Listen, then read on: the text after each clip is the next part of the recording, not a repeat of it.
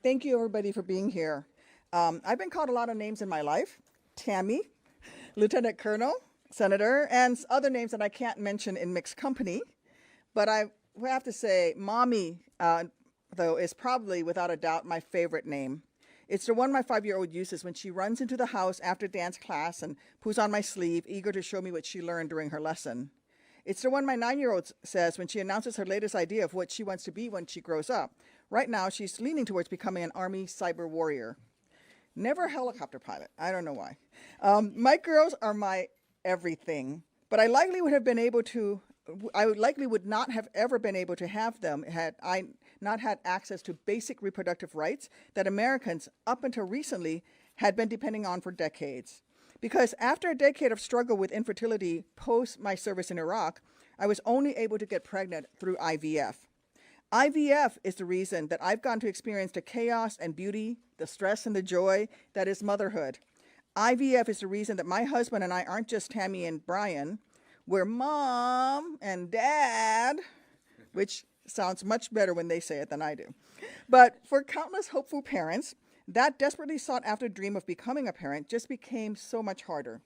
Last week, Alabama's Supreme Court ruled that frozen embryos created through IVF should be considered children under state law, a ruling based on extreme ideology rather than on medical science, and one that throws IVF access into chaos for countless women as they and their doctors try to figure out whether they might be criminalized for simply trying to start a family. If you're thinking that this makes no sense, you're right. The very people who claim to be defending family values are actively trying to enact policies that would actually prevent Americans from creating those families. IVF providers around the state in Alabama have already paused treatment out of fear that their doctors and patients could be criminally punished. And now that the first domino has fallen, it may only be a matter of time before more hospitals make the same call, before more courts issue similar rulings putting more women at risk. You know, I was stationed in Alabama for a bit when I was in the Army. In fact, it's the home of Fort Novosel, the home of Army Aviation. I didn't know it at the time, but my infertility would become one of the most heartbreaking struggles of my life. My miscarriage more painful than any wound I ever earned on the battlefield. So it's a little personal to me when a majority male court suggests that people like me who are not able to have kids without the help of modern medicine should be in jail cells and not taking care of their babies in nurseries. I know I'm not alone when I struggle to understand how politicians who support this kind of policy can possibly call themselves pro-life. After Roe v. Wade was overturned, actually even before then, when Donald Trump promised to only appoint justices who would overturn it, I warned that red states would come for IVF, and now they have. But they aren't just going to stop in Alabama. Mark my words, if we don't act now, it will only get worse.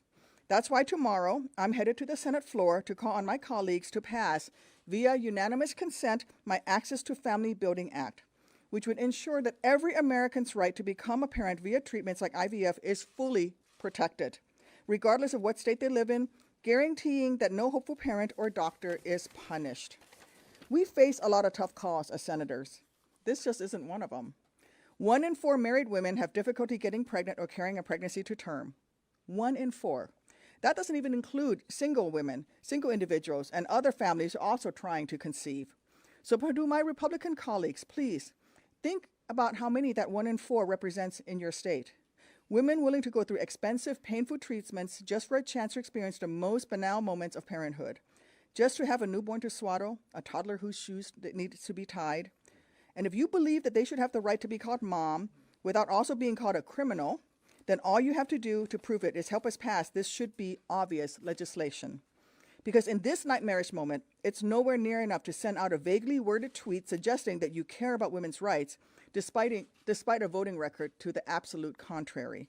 No, instead, if you truly care about the sanctity of families, if you're genuinely, actually, honestly interested in protecting IVF, then you need to show it by not blocking this bill on the floor tomorrow.